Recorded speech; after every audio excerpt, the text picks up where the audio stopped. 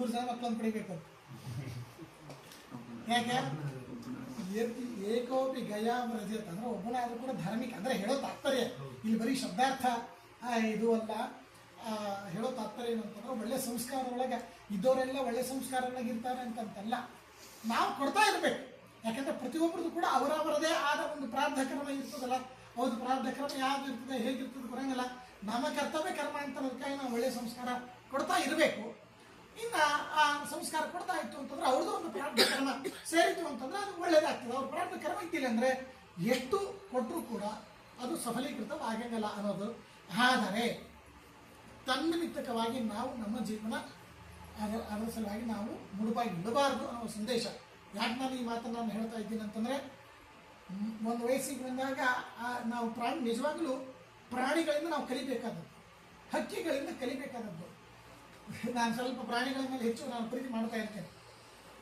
ಬೆಕ್ಕುಗಳು ತಮ್ಮ ಮಕ್ಕಳಿಗೆ ಮಕ್ಕಳ ಸಲುವಾಗಿ ತಮ್ಮ ಪ್ರಾಣವನ್ನೇ ಬಿಡ್ತಾ ಇರ್ತದೆ, ಅಂದ್ರೆ ಅಷ್ಟು ಇದು ಮಾಡ್ತಾ ಇರ್ತದೆ. ಆದ್ರೆ ವಿಚಿತ್ರ ಏನು ಅಂತಂದ್ರೆ, ಸ್ವಲ್ಪ ದಿವಸಗಳವರೆಗೆ ತಾನೇ ಹಾಲು ಕೊಡೋದು, ತಾನೇ ಆಹಾರ ಕೊಡೋದು ಅಂತ.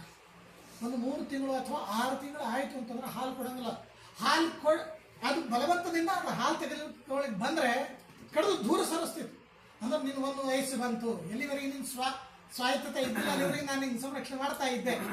ಈಗ ನಿನ್ನ ಸ್ವಾತಂತ್ರ್ಯ ಬಂದಿದೆ ಅಂದ್ರೆ ನಿನ್ನ ಶಕ್ತಿ ಬಂದಿದೆ, ನಿಂದು ನೀನು ನೋಡ್ಕೊ ಅಂತ ಹೇಳ್ತಾವೆ. ನೋಡ್ರಿ ಪ್ರಾಣಿಗಳ ಹತ್ರ ನೋಡ್ರಿ ಎಂದೂ ಹಾಲು ಕೊಡೋಂಗಿಲ್ಲ. ಕೊಳ್ಳಿಕ್ಕೆ ಬಂತು ಅಂತಂದ್ರೆ ಬಲವಂತದಿಂದ ಅದು ತೆಗೆದುಕೊಳ್ಳಿಕ್ಕೆ ಬಂತು ಅಂತಂದ್ರೆ ಅದೇ ಕಡಿದು ದೂರ ಸರಿಸ್ತದೆ. ಕೊನೆಗೆ ಏನಾಗ್ತದೆ ಅಂತಂದ್ರೆ, ಮಕ್ಕಳಿಗೆ ಸ್ವಾತಂತ್ರ್ಯ ಬಂತು ಅಂತಂದ್ರೆ ಆ ಪ್ರಾಣಿಗಳು ಬಿಟ್ಟು ಹೋಗಿಬಿಡುತ್ತೆ. ಇದನ್ನು ಸ್ವತಃ ನಾನು ಆ ಬೆಕ್ಕುಗಳಲ್ಲಿ ನೋಡಿರ್ತಕ್ಕಂಥದ್ದು. ಹದ್ದುಗಳಲ್ಲಿ ನಿಮ್ಗೊಂದು ಹೇಳ್ತೀನಿ, ಮೊನ್ನೆ ರಿಸರ್ಚ್ ಮಾಡ್ತಾ ಇರಬೇಕಾದ್ರೆ ನಾನು ಅದನ್ನು ನೋಡಿದ್ದೆ. ಅದು ಒಮ್ಮೆಲೆ ಮೇಲೆ ಹಾರಲಿಕ್ಕೆ ಅದು ಹೆದರ್ತದೆ ಅಂತ.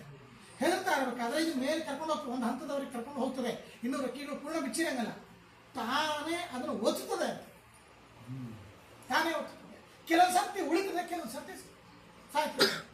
ನೋಡ್ರಿ, ಒಂದು ವಯಸ್ಸಿನ ತರ ನಾವು ಅದರ ಮೇಲೆ ಅಯ್ಯೋ ಅಪ್ಪ ಅಣ್ಣ ಅಂತ ಪ್ರೀತಿ ನಾವು ಮಾಡಬೇಕೆ ಹೊರತಾಗಿ ಒಂದು ವಯಸ್ಸಿಗೆ ಬಂದದಕ್ಕೆ ಸ್ವಾಯತ್ತತೆ ಬರಬೇಕು ಅನ್ನೋದು ಇದು ಪ್ರಾಣಿಗಳಲ್ಲಿ.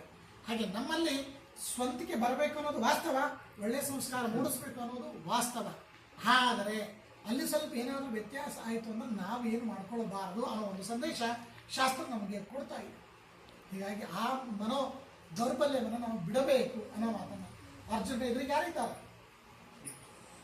ಅರ್ಜುನ ಎದುರಿಗೆ ಯಾರಿದ್ದಾರೆ? ಎಲ್ಲ ಗುರುಗಳಿದ್ದಾರೆ, ಇವರಿದ್ದಾರೆ. ಆದರೆ ಅಧರ್ಮದ ಹಾದಿಯಲ್ಲಿ ಹೋಗ್ತಾ ಇದ್ದಾರೆ, ಅವರೆಲ್ಲ ಸಂಹಾರ ಮಾಡು.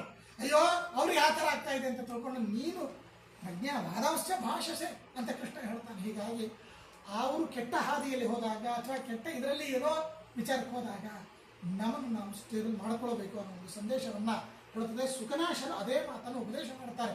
ನಾಲ್ಪಮ ಉಪದೇಶವೇ ಆದರೂ ಕೂಡ ಇಂತಹ ಪ್ರಸಂಗಗಳು ಬರ್ತದೆ, ಎಚ್ಚರದಿಂದ ಇರು. ಅದಕ್ಕಾಗಿ ನಾವು ಇಂಥ ಪ್ರಸಂಗವಾಗಿ ಏನು ಮಾಡಬೇಕು? ಶಾಸ್ತ್ರೀಯ ವಿಷಯಗಳನ್ನು ನಮಗೆ ಹೇಳ್ತದೆ. ನಮ್ಮ ಮತದಲ್ಲಿ ಅಂದರೆ ಮಧ್ವರ ಇದರಲ್ಲಿ ಮೋಕ್ಷ ಅನ್ನೋದು 2 ದಳಾತ್ಮಕವಾದದ್ದು. ಒಂದು ಅನಿಷ್ಟ ನಿವೃತ್ತಿ, ಇನ್ನೊಂದು ಇಷ್ಟ ಪ್ರಾಪ್ತಿ. ಅನಿಷ್ಟ ನಿವೃತ್ತಿ, ಇಷ್ಟ ಪ್ರಾಪ್ತಿ. ಹಂಗೆ ಪರಮತ ಖಂಡನಪೂರ್ವಕ ಸ್ವಮತ ಸ್ಥಾಪನ ಅಂತ. ನಮ್ದು ಸರಿ ಅಂತ ಹೇಳಬೇಕಾದ್ರೆ ಮತ್ತೊಬ್ಬರದು ತಪ್ಪು ಅಂತ ಹೇಳಲೇಬೇಕು, ತೋರಿಸ್ಬೇಕು. ಅಂದ್ರೆ ಹೊರಗೆ ಹೋದಾಗೆಲ್ಲ ಮೈಕೊಳಗ ಅಲ್ಲ, ಕೇಳುವಂಥ ಪ್ರಸಂಗ ಇದ್ದಲ್ಲಿ ಹೇಳುವಂಥ ಇದರಲ್ಲಿ ಹಾಗೆ ನಾವು ತಿಳ್ಕೊಳ್ಬೇಕಲ್ಲ. ಈಗ ನೋಡ್ರಿ, ನಿನ್ನೆ ಒಂದು ಕಾರ್ಯಕ್ರಮ ಆಯಿತು ಪುಣ್ಯಪತ್ತನದಲ್ಲಿ. ಒಂದು ಬೇಕು ಅಂತಲೇ ಪುನಾದಲ್ಲಿ ಬೇಕು ಅಂತಲೇ ಹಿಂದೂ ಧರ್ಮವನ್ನು ಮನುಸ್ಮೃತಿಯ ತಿರಸ್ಕಾರ ಮಾಡಬೇಕು ಅಂತ ಮುಠಾಳ ಏನೋ ಯಾರೋ ಒಂದು ಬರೀತಾರೆ, ಏನೋ ಹೇಳ್ತಾರೆ, ಹೆಣ್ಮಕ್ಳಿಗೆ ಸ್ವಾತಂತ್ರ್ಯ ಇಲ್ಲ, ಅದಕ್ಕಾಗಿ ಅದನ್ನು ನಂಬಬೇಡ್ರಿ ಅನ್ನೋ ರೀತಿಯಲ್ಲಿ ನಿನ್ನೆ ದೊಡ್ಡ ಸಭಾ, ಅದನ್ನು ಕೂಡ ಇವತ್ತು ನ್ಯೂಸ್ದಲ್ಲಿ ಬರ್ತಾ ಇದೆ, ನಿನ್ನೆ ಆಗಿರ್ತಕ್ಕಂಥದ್ದು.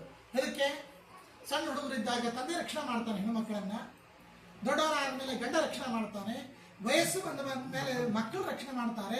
ಅದಕ್ಕಾಗಿ ಸ್ತ್ರೀಯರಿಗೆ ಎಂದೆಂದೂ ಸ್ವಾತಂತ್ರ್ಯ ಕೊಡ್ತಾ ಇಲ್ಲ. ಇಂಥ ಗ್ರಂಥ ನಮಗೆ ಬೇಕು, ಇಂಥ ಸಬ್ಜೆಕ್ಟ್ ನಮಗೆ ಬೇಕಾ ಅಂತ ಅದಕ್ಕೆ ಜಾರ್ಖಂಡದಕ್ಕೆ ಯಾರೋ, ಆಸಾಮದಕ್ಕೆ ಯಾರೋ ಬೇಕು ಒಂದು ಹಾಡಾಡಿ ಎಲ್ಲ ಧರ್ಮಗಳು ಒಂದು ಮೂರ್ಖತನ ಅಂತ ಅನ್ಬೇಕು. ಇಂಥವು ನಿಜವಾಗಲೂ ನಾವು ಈ ವಿಷಯ ನಮ್ಗೆ ಗೊತ್ತಿರಬೇಕು. ಈಗ ನಮ್ಮ ಜನಕ್ಕೆ ಎಷ್ಟು ಜನಕ್ಕೆ ಗೊತ್ತಿದೆ ಹೇಳಿ? ಬಹಳ ಜನಕ್ಕೆ ಗೊತ್ತಿಲ್ಲ. ಆದರೆ ಇದನ್ನೇ ಖಂಡನ ಮಾಡ್ತಾ ಬರ್ತಾ ಇದ್ದರಿಂದ ನಾವು ಇದೇ ಥರ ಸುಮ್ಮನೆ ಕೂತು ಬಿಟ್ರೆ ನೆಕ್ಸ್ಟ್ ಪೀಳಿಗೆ